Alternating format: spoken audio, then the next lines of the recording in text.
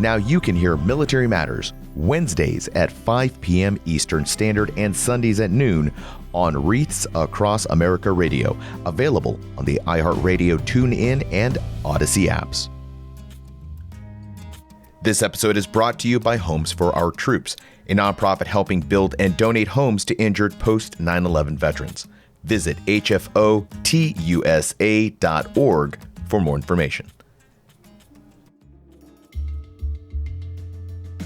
My name is Jim Axelrod. I've been a CBS News correspondent for 27 years, and I'm the chief investigative correspondent at CBS News. My name is Jessica Kegu, and I am a producer in the CBS News Investigative Unit. We're talking about dishonorable discharges of the Don't Ask, Don't Tell era, and if it's time we fix some wrongs. I'm Rod Rodriguez, and this is Military Matters. This year has probably been one of the more controversial years in regards to LGBTQ plus issues. The Bud Light controversy ignited some discourse, but mostly anger from all sides who believed their rights were being violated, resulting in finger-pointing, talk show shouting, and celebrities shooting cans of beer, which some have likened to endorsing violence. Today, we're talking about an LGBTQ plus issue that CBS investigative reporters have been covering, and this issue goes back to December 21st, 1993. That was the date the Don't Ask, Don't Tell policy was issued by the Department of Defense under Directive 1304.26. Although it would later be repealed in 2011, the legacy of the Don't Ask, Don't Tell era continues to linger on and haunt some veterans who feel they were unjustly removed from service with dishonorable discharges.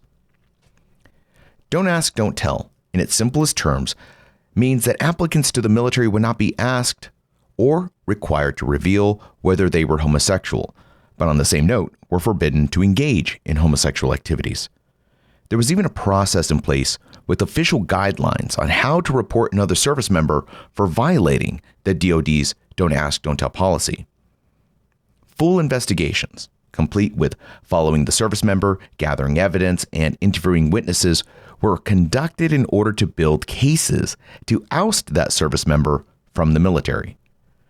Although separation from the service should have resulted in an honorable or even a general discharge for the sole reason of being found out to be a homosexual service member, many of those wrapped up in these charges found other charges being tossed on to include misconduct, unbecoming officer or an NCO, and sometimes trumped up charges of other wrongdoings, all in order to strengthen the case against them, either to ensure separation or as a punitive action by their chain of command for being gay. CBS Chief Investigative Correspondent Jim Axelrod and his producer Jessica Kegu have been covering the story of veterans who were separated from service with dishonorable discharges during the Don't Ask, Don't Tell era, and are now fighting to have the character of their discharges changed. A dishonorable discharge carries with it an unwavering stigma that has cost those veterans jobs, benefits, and in some cases their lives. Is it time to fix what some call a terrible injustice? Let's find out. What inspired this story? How did this story begin to formulate? So there were a few attorneys who work with veterans who had said, the discharge upgrade process is really tough. And especially for this particular population, LGBTQ veterans who think that they were thrown out or believe that they were thrown out because of their sexual orientation. And then on top of it, and this is what really kind of set me on it, is on the 10th anniversary of Don't Ask, Don't Tell, the VA put out a statement, or I guess it was more of a blog post, but basically they were inviting LGBTQ veterans to come to them to see if they could help them. Now, there was one line that caught my attention, which was that they said that there is a perception that the discharge upgrade process is onerous and, very difficult for these veterans, right? Now, I want to be clear that the military is who controls the discharge upgrade process, right? So if you know all this as a veteran, but the military gives you a level of discharge ranging from honorable to dishonorable, and there's a couple in between, and that determines what benefits you get, right? And the VA administers those benefits. So I just want to make that distinction. But what struck me was that the VA was willing to say, there is a perception that it's onerous. And I know they said perception, but to me, as a journalist, I was like, that's a pretty bold statement, right? So then we just started digging in, and really it just started with talking to veterans and veteran lawyers, or lawyers focused in the veteran space. So I know that over the last couple of years, especially during the Don't Ask, Don't Tell era, a lot of these veterans who were members of the LGBTQ community, who were outed in certain ways, or accused of being gay or lesbian, oftentimes those DD 214s, that paperwork didn't say you were booted out because you were gay or because you violated the Don't Ask, Don't Tell policy. Oftentimes they would find other reasons to boot them out. Disorderly conduct, unbecoming a non-commissioned officer. And, you throw it on there.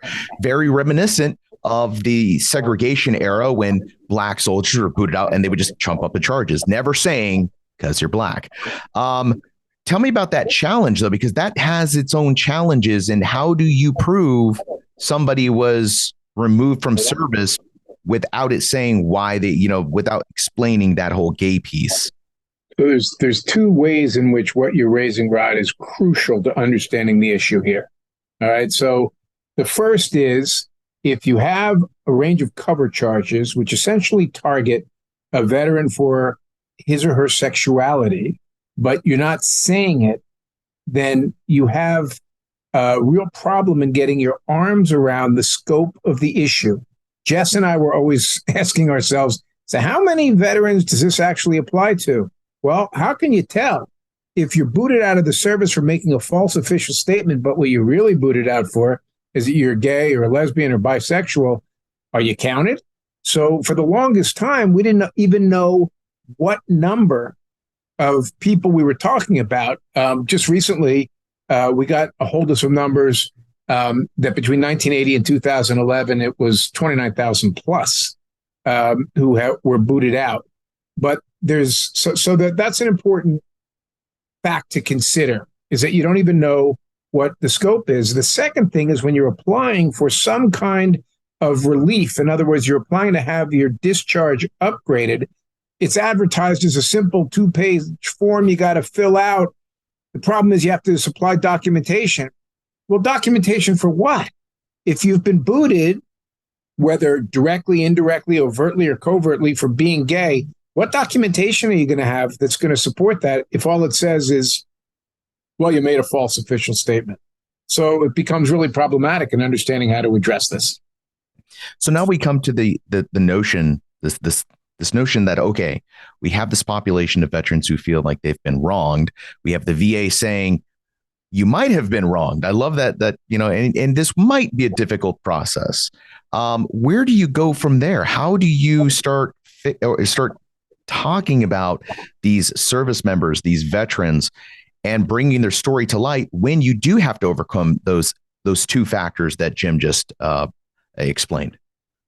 I'll start with actually one of the most recent veterans we profiled. I actually kind of dug into court-martial records, and I knew that there were people who were charged with consensual sodomy, which is effectively, we're going to kick you out because you had sex with a man and you're a man.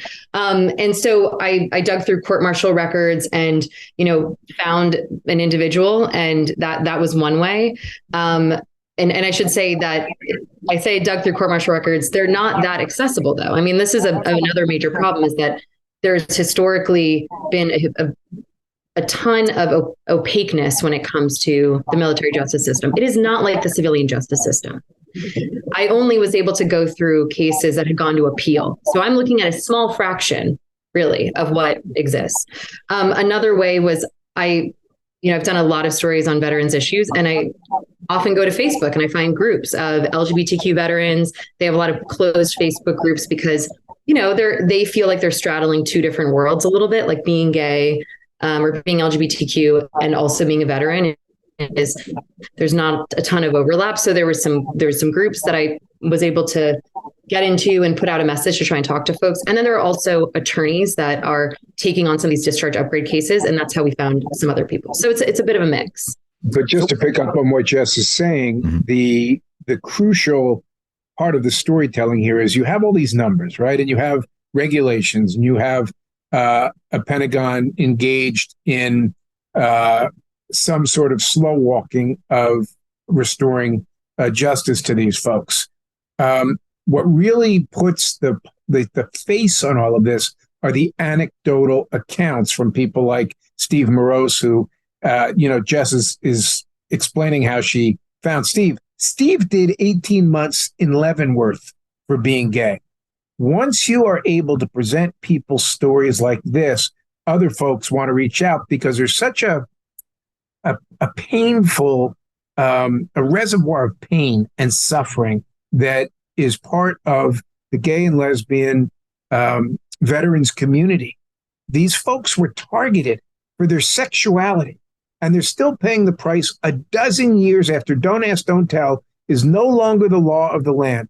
When they see somebody legitimized by telling their story and sharing their pain, it is a very important part of the process for them of saying, I don't have to stay in the shadows anymore. And if I tell my story, it will be received with respect and a sense of, I'm sorry. I'm sorry this is happening. I'm sorry this is the way that your military, your Pentagon, your DOD has chosen to treat you. Jessica, I'm curious, when you are sifting through all of these court martials and you're looking for somebody, you're looking for the case that you're really going to kind of put the spotlight on, and you've got a guy who served time in Leavenworth. Mm-hmm. Take me through that reaction. What was your reaction to seeing somebody who served time for that, and where did you go from there? Yeah, I mean, that was really shocking. I mean, and he was charged on 3 counts of consensual sodomy and 2 counts of conduct unbecoming an officer. One of them was for attending or for going to a gay bar. And the other one was for allowing a friend to stay with him for a few months who needed a place to stay. It was a man that was just another charge they threw at him. Conduct unbecoming for allowing somebody to stay with you. They ended up overturning that charge. But I think I was struck by how clear cut, especially his story was. I mean, there was no 2 ways about it. This guy was targeted because he was gay. It turned out that he had an impeccable record. And also I was able to find him, which was another thing. A lot of these people aren't that easy to find, but I was able to find his social media account. I mean, sometimes it's like, if I see the name John Smith and I have nothing else to go on, I'm like, what are the chances I'm going to find this person? Right. So that's another part of it. But I knew that people were getting court-martialed for things like this. I knew people had gone to prison, but I really didn't.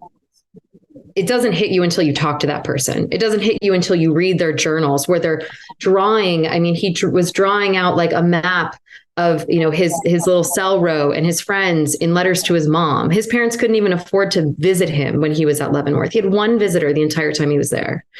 And so I guess your question was like, how did it hit me? I mean, I also think about the younger generation, and I would tell them he was in prison in 1991.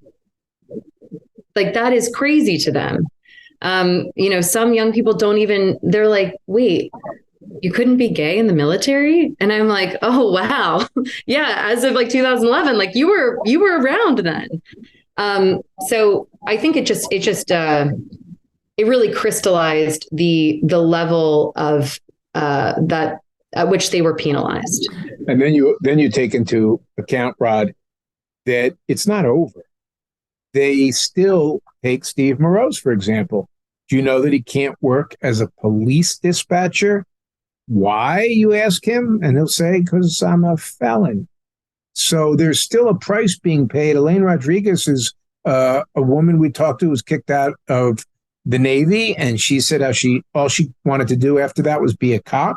She could be a cop because the worry was if she got on the stand to testify, the first thing a defense lawyer would do would say, wait a minute, you have a less than honorable discharge. What's wrong with you and your credibility?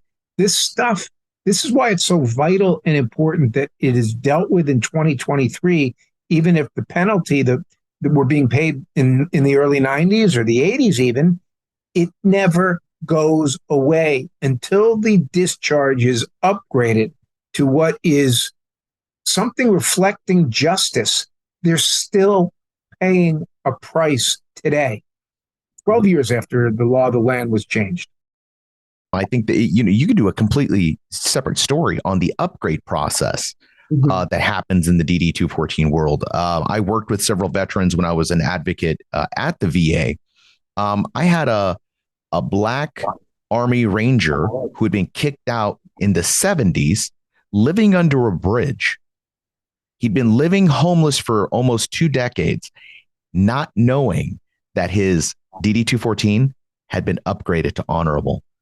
And did he get an automatic upgrade?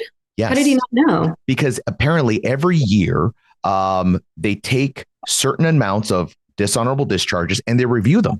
And if it looks like you got a dishonorable discharge for the wrong reason, i.e., you were discriminated upon. So in the 60s, 70s, obviously a lot of Black soldiers are being booted.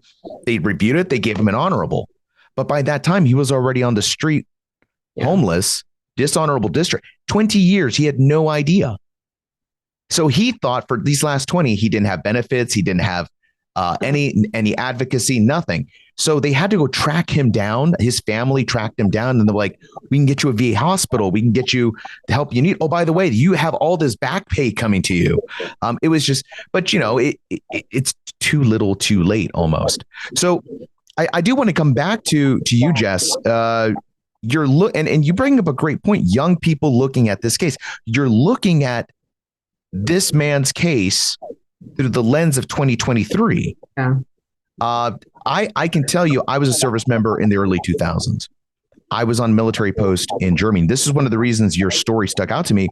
And we had a situation where a young lieutenant was accused of being gay and living in the barracks. And this became the most insane thing we'd ever seen, like to the point where it was one of those situations, like if you think somebody's disobeying, you're not ratting your friends out for being gay. You're ratting your friends out for disobeying a lawful command. You need to tell somebody. And it became this really weird witch hunt where people were being accused and people were getting in trouble, Article 15s and whatnot. Tell me a little bit about the people that you talked to. Jimmy brought up a great point. They're straddling these two worlds, right? You're a service member, you're a veteran, but you're also a member of the lesbian, the LGBTQ community. How do you come to terms with that? Were the folks you were talking to, were they angry at the government? How did they feel about the government, their country, the military service after what's happened to them? It can be more crushing than being angry to listen to the hopelessness and the despair that they live with, that the military is ever going to do anything and do the right thing and do what justice would require. So it was for us, that we keep coming back to this same question that we want the Pentagon to answer. They have refused to do any sort of sit downs and explain it, but it feels like it's such an easy fix in this day and age of 3 or 4 computer strokes, and now you're keystrokes on a computer, and now you're up to date. But it is a question, Rod. Is it bureaucratic inertia that prevents them from doing this? Or is it some sort of lingering homophobia? Yes. Give me your perspective on that as well. You talked to some of these folks. How did they feel? I'm sure there was definitely hopelessness here. But where were we on the angry spectrum? Like, you served years in Leavenworth. I don't know if I could serve a day in Leavenworth, get out and not be pissed at the person that put me there. Yeah. I mean, I think that's also, it was very interesting because I would have expected them to be incredibly angry. And yet I think so many of them have so much resilience, and that the way that they have moved forward in their life is that they've compartmentalized it however they can. And they've tried to look at it as something that made them stronger. So instead of being angry and moving through the world with anger, so many of them that I spoke with were like, but you know what? Like Steve, the Air Force veteran who was imprisoned, like he said to us, this gave me the strength to be who I was. And I came out of Leavenworth, like militantly committed to who I am, and that he was never going to hide it ever again. And, Elaine Rodriguez, she was definitely, I think, a little bit more frustrated and a little more angry. But at the same time, again, like, these people are impressive. Like, they put their lives back together and move on. And, another gentleman we interviewed in our first piece, Andrew Espinoza, I mean, he ended up, another Air Force veteran. He was like an elite Air Force captain, actually, was flying missions over northern Iraq, was in the service for almost 10 years. And he was accused of kissing a male airman on the cheek, and he was court-martialed for indecent assault. And he got a dishonorable discharge. And he even had support from, the Air Force chaplain on base saying, like, this is about homosexuality. This isn't about anything else. His own, somebody even wrote in a letter responding to his mother saying, while this is about homosexuality, and this is a factor that, homosexuality, it's really about indecent assault, right? So they admitted that was a factor in it. Still, he could not get his discharge upgraded. He went to the Air Force after the repeal, and they denied him. And then he appealed that decision, and he had a lawyer too, and he was denied again. I think there's this, like, yes, hopelessness, and sort of like, I don't want people to feel bad for me because I put my life together and moved on. Like, he went and he became an activist in the HIV world in the 90s and in 2000s, and just, again, built a whole new life for himself. So they're very resilient is just the word I keep coming back to. Well, let's be clear, especially, Jess, about Andrew. Yeah.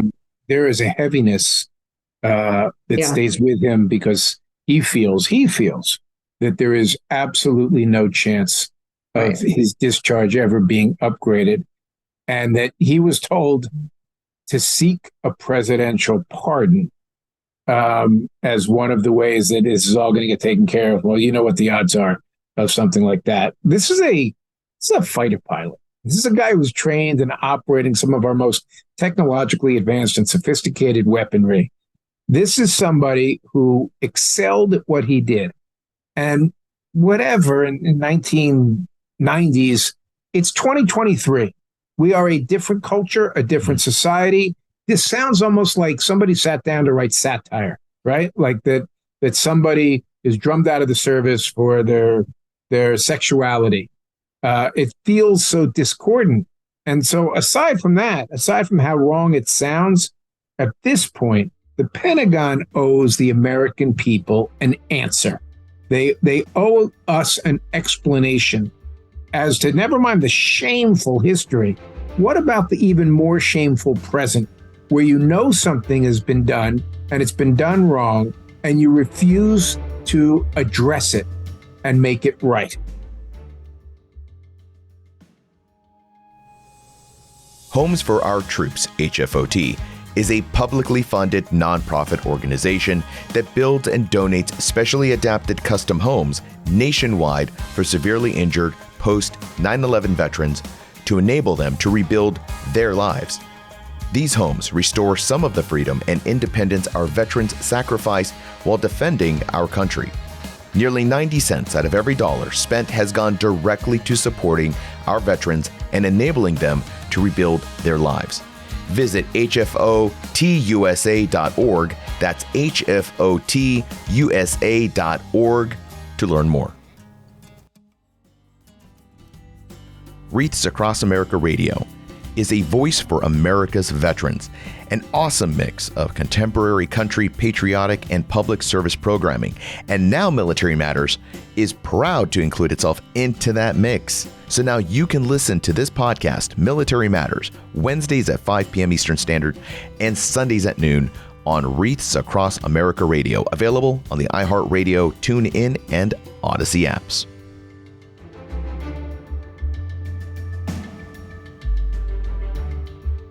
It's interesting because what the couple of anecdotes here that you've supplied, if you take out the American names and said a soldier was imprisoned by their military for kissing another man on the cheek, and this was labeled assault, your mind might go to China, Russia, you wouldn't really automatically kind of revert to, oh, it might be American forces, because again, 2023, it's a different country. These are extraordinary prosecutions, convictions.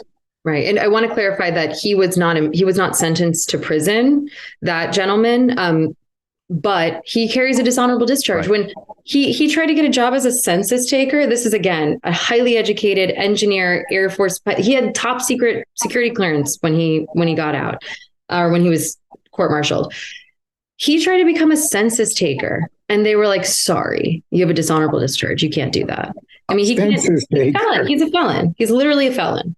A lot of people don't know the extent to which a dishonorable discharge follows you.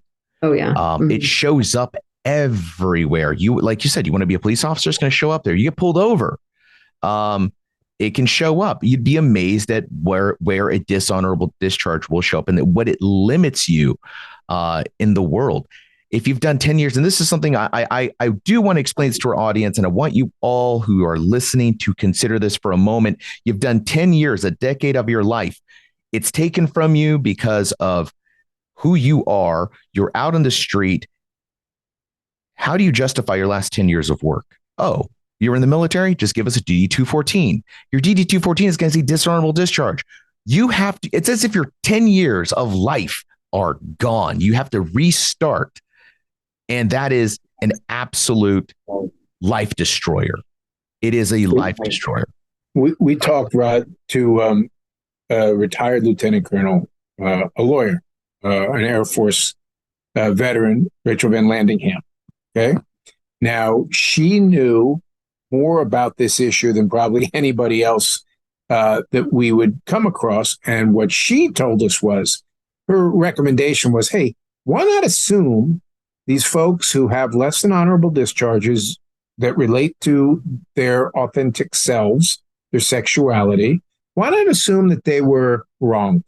Why not restore them to an honorable discharge? And if the military has a problem with a case, it's up to the military to present evidence why they shouldn't have an honorable discharge. That maybe we should flip this on its head, and the assumption should be that there was a scandalous history in the United States military of targeting gays for decades, and thousands of gay vets paid the price.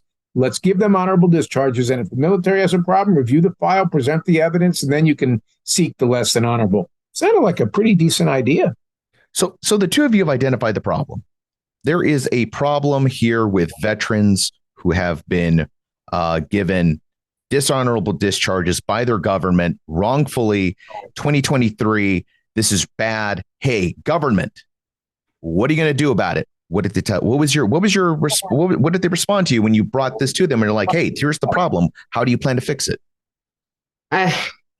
It's frustrating, but they keep saying there is a process, and it's a 2-page application, and go through that process. And I want to cite a couple numbers here.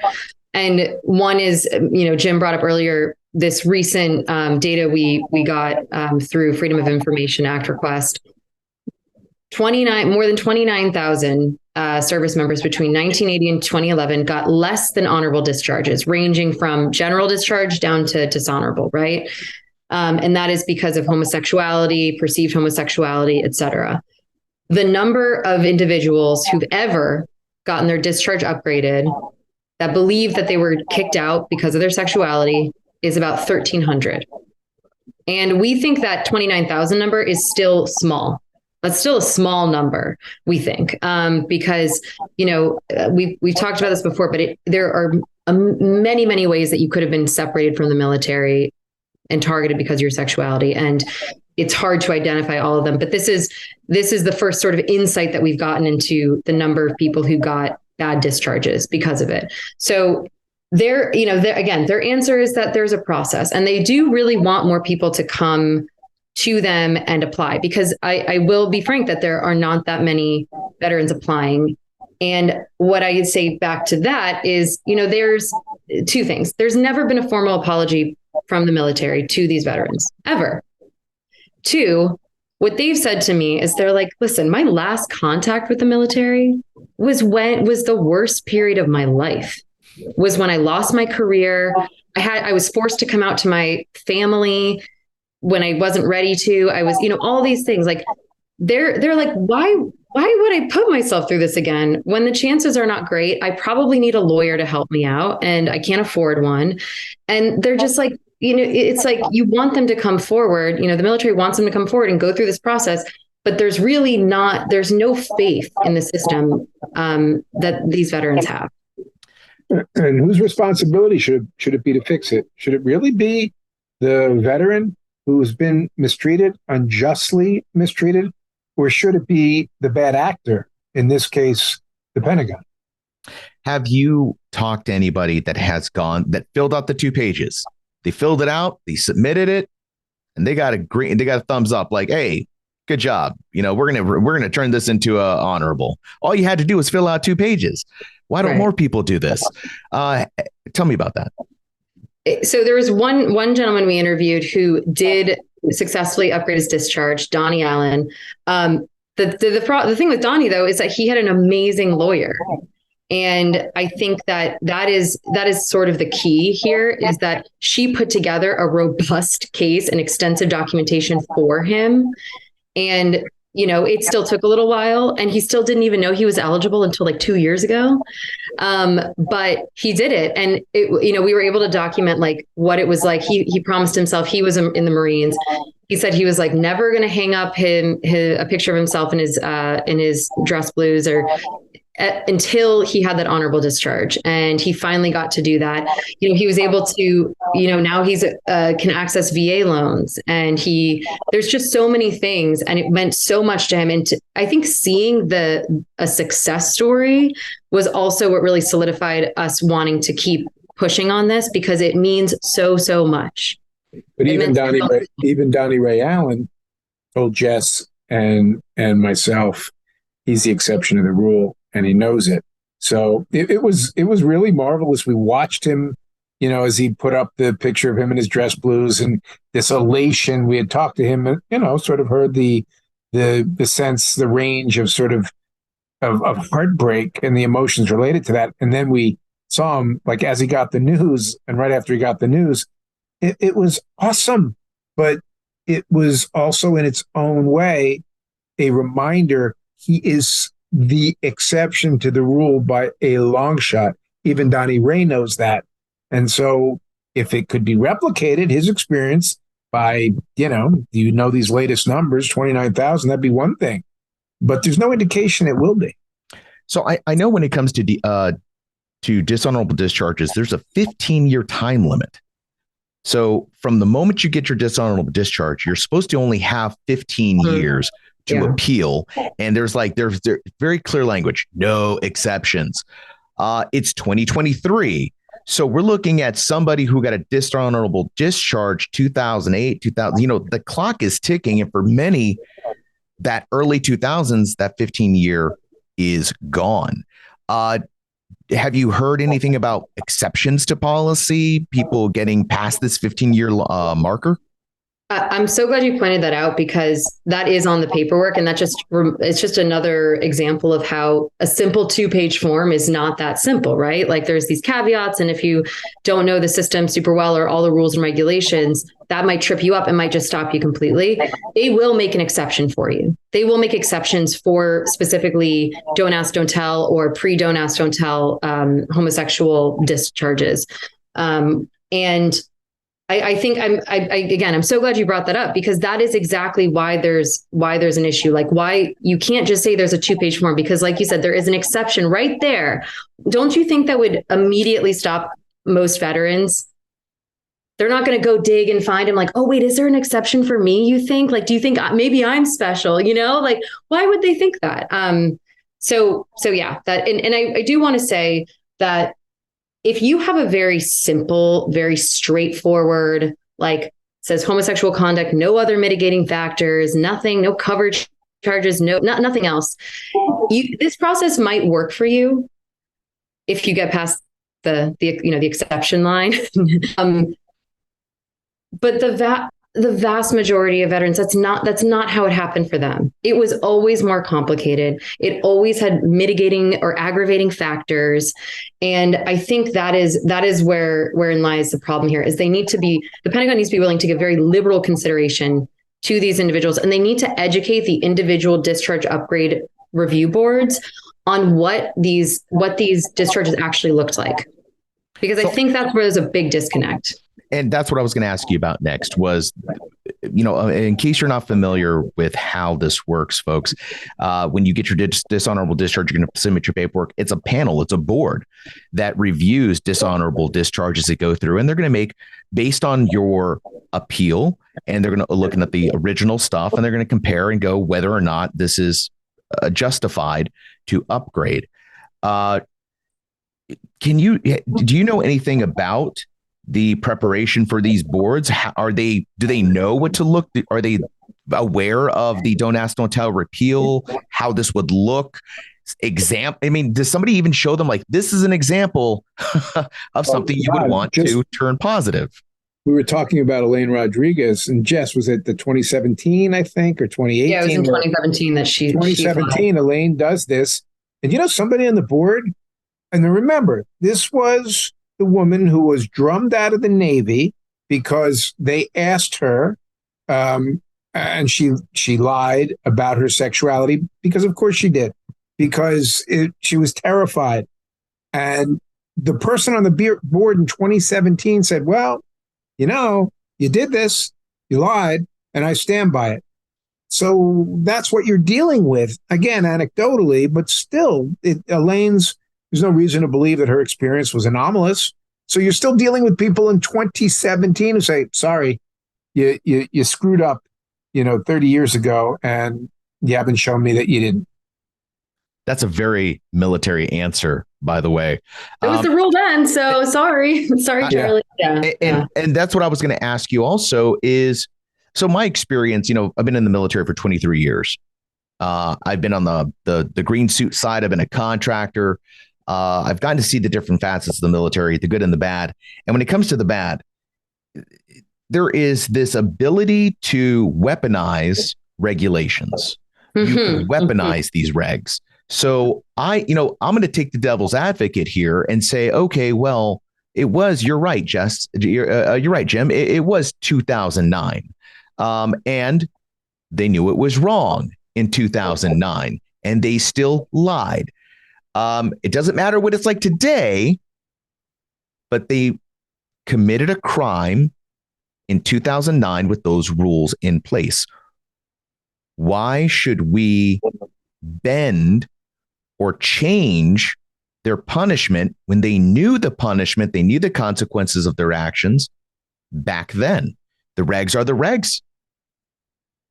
I have a twofold answer to that. One, I was reminded in all of these conversations that many, many people who signed up, they were very young. They didn't even know they were gay yet when they signed up. Like, it's, early 90s, late 80s, people are not, in my experience, every person I've spoken with, almost all of them, they were not out to their family. They may not even know that that what their sexual identity is. Like, this is something that happened while they were already in the service, right? So that's one thing I would say. It's not, I think the vast majority of people did not necessarily sign up and say, you know what, I'm gay, but I'm going to sign up anyway and just hope for the best. That's not how it happened. And then the second part would be, haven't they suffered enough? Right? Like Elaine Rodriguez, she's carried this. She couldn't have the career she wanted in the Navy. She couldn't have the career she wanted as a cop. Hasn't she suffered enough? Like, I just don't understand why they need to continue carrying this kind of shame and bad discharge over something that we have all agreed, both as a society, inside and outside of outside of the military and inside, that was invalid. It was also selectively enforced. So Steve Morose goes to Leavenworth because the judge they bring in from a conservative part of Texas has an issue with what he did, but the same crime in another part of the country with a different court-martial judge, he doesn't go to Leavenworth. So what are we saying here? We're interested in staying connected to some set of regulations that are morally questionable at best looking now, or are we interested in justice? It's a simple question. You both brought up lawyers. We talked about this 2-page simple process. You just fill it out and off you go. But the exception to the rule is also a person, to Jessica's point, had a really good lawyer, and that lawyer is going to take that 2-page and turn it into a packet. I'm looking right here on my other screen that it is a 15-year time limit, a comprehensive packet. But here it is, big bold print, veteran's burden of proof. It is on the veteran to prove that their discharge was improper or inequitable. If I'm by myself and I can't afford a lawyer, how do I begin to prove that my discharge was improper, especially if we have these cover charges? And if you're wondering what cover charges are, folks, it's just, we're not going to, like I said earlier, we're not going to say you're gay, but we are going to say that you are showing up late to work all the time or doing something else that we can throw you out of the military for. We're going to trump it up until it's ridiculous and then boot you out on that. So I'm gay. I got kicked out of the military 14 years ago, 20 years ago. How do I prove that I didn't do those things that were trumped up and explain that it's because I was gay? It seems like, to your point, this is an uphill battle that nobody wants to fight. Yeah. I mean, I think it's overwhelming. I mean, you have to really think about it. Like, you're not going through a process, right? You're almost presenting a case to a jury, and that discharge review board is the jury. And you are also having to go back in, some, decades, and maybe you don't have that paperwork anymore. Maybe you don't have any of the contact information of anyone that you served with. Like, there's so many barriers. And, like a lawyer might be able to help you actually go get all those service records, help you write a statement and back it up with all of those records and make it like a really strong case. But doing that yourself, especially when it takes a huge emotional toll too. Like you're picking off a very old scab that's very deep. Recently, we've had a lot of spotlight on the military justice system. We can go back and look at Fort Hood, the rape cases, the murder cases. Fort Hood, the military justice system has been under the spotlight for a couple of years now. And now this is coming out with, especially in light of probably the biggest, most controversial gay pride month in recent history. Has there been anything from the DOD other than fill out your paperwork? Have there been any conversations about maybe external audits, external review boards, maybe going, forward, maybe we should get civilians in on this to help review some of this stuff? Yeah. I mean, the only other thing that they've told us that they've done, which was, forgetting, but years ago, I think it was on the 5th anniversary of Don't Ask, Don't Tell, is that they mailed out a couple thousand letters to people, telling them you might be eligible for a discharge upgrade. But beyond that, and beyond saying that there is a process, there's not, I don't know, honestly. I mean, we've been asking, and we'd love to sit down with someone and, really try to understand, maybe they're doing something they haven't told us that they're trying to. But I think if I were to prescribe something just based on the research I've done and the reporting I've done, I think there does need to be either, a separate instead. So every discharge upgrade will go through the service member's service branch. So if you were in the Navy, you go to the Naval Review Discharge Review Board, right? So if they, instead of kind of funneling it through these service branches that they're all siloed, all these review boards, I don't know that they talk to each other, but they are all separate entities. Instead, having maybe a completely separate review board that is educated on this topic and what a discriminatory discharge because of your sexual orientation looks like, that would be one way I think could really help. But yeah. As we wrap this up, is there any part of the story that I might have gotten wrong so far, or you think our listeners might have a misconception about that you really need them to be clear on? I don't think so. I mean, I think the only other thing I'd add is that, from that number that we got, right, the 29,000, if you break it down, there's general discharges, there's, other than honorable, bad conduct, dishonorable. Dishonorable discharge is pretty much the most punitive and usually connotes that I think always means that there was a court-martial conviction. In those numbers, they only gave us the number 2, like that there were 2 dishonorable discharges in 30 years due to homosexuality. I know that number cannot be correct, right? Like I know that that has to be a massive undercount. I think what I would want people to understand is that this is just sort of the beginning of understanding the true toll. And I also do think that it is a difficult topic. It isn't, or a difficult task. It's not the easiest thing in the world. It's not like there's one separation code and they go in the computer and they fix it. It is difficult. I want people to understand this isn't something super, super simple, but it is fixable. And I do think if there's a will, there's a way. That there's that lawyer that Jim mentioned that we spoke with, and she pointed out, like, the things that the American military can pull off in short order is incredibly impressive. I don't have to list it. This to me seems like something that is very manageable for them if there is the will.